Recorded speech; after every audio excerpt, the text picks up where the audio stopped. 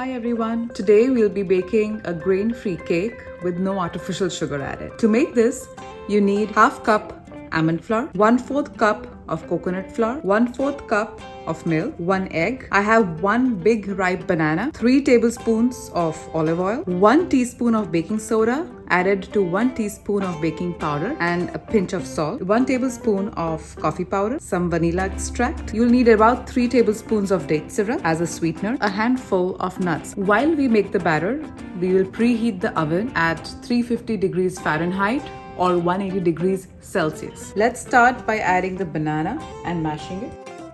Once the banana is mashed, we'll add the egg. Add 2 to 3 drops of vanilla essence, 3 teaspoons of date syrup, and let's mix all of this together. Next, add the oil. Mix well. To this, add the almond flour, add the coconut flour, add the coffee powder, and let's combine all of this together. Carefully fold in the mixture in one direction. Now we'll add half of this milk just to ensure that we get a batter-like consistency. Add the remaining milk and mix well.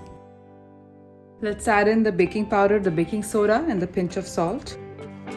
And lastly, let's add these dried fruits. The batter is ready and we'll transfer this to a greased baking dish. Let's add the batter to the baking dish.